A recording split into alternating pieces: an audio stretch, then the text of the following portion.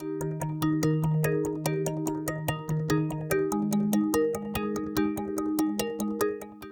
April Anderson-Zorn, and I'm a University Archivist at Illinois State University for the Dr. Joanne Rayfield Archives.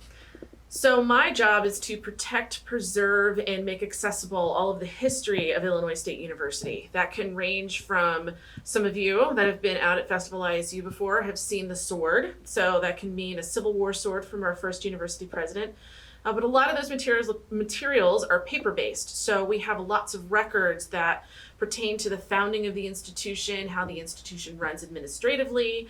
If you want to know the history of the history department, we are the people to come to. If you want photographs of early university history, we are the people to come to. So anything that has to deal with the history of the university, we take care of it and we provide it to you.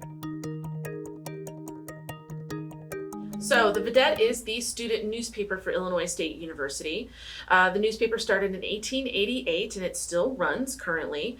The newspaper is a vital resource to the institution. This really puts in a historic nutshell what was going on at the time, not just at the university, but even in the town of Normal.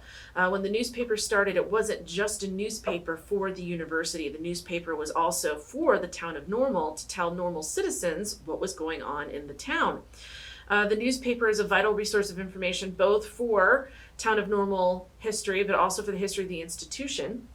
If you want to research materials that deal with the founding of the institution, with the founding of buildings on campus, you want to learn about how a department started, or even say trace the history of a faculty member, a lot of that information can actually be found in the Vidette. We've even been able to answer questions we normally wouldn't have been able to answer with just the records that we have here. Having the Vidette digitized and made available online has been a huge resource, not just for us, but for our researchers who maybe they can't travel to university archives. They can't get to us physically. They can be home, be online, get to that database, keyword search that database, and they can get those answers that they're looking for without having to travel here. But of course, we have the physical copies here. So if anybody ever wanted to come to the archives to look at the physical copies, they absolutely could. The Vidette is used for a wide range of research. We do get genealogists in frequently who are looking to research family members who were former students of Illinois State University, so they use the Vidette for that purpose. To even keyword search. It's not like you knew they went to school here in 1954. It's not like you can just go to the Vidette and know exactly where they're listed. To have it digitized and keyword searchable in a database makes that research much, much more efficient. The Vidette is also used in the classroom. We have a class this semester who will be using the Vidette in their public health course to research how was the Spanish flu dealt with on campus in 1918-1919. You can find that information in the Vidette. They'll then take those images that they find in the Vidette, in the database, and use that for visual exhibits, online exhibits, to talk about how that was dealt with versus what we're dealing with right now. The Vidette is also used for outside research. Shows like Finding Your Roots come to us looking for research, and we often give them sources like the Vidette so that they can search for their subjects. Jane Lynch was a recent subject of Finding Your Roots, and we were able to provide them with multiple resources about Jane's time here, including the Vidette for their research.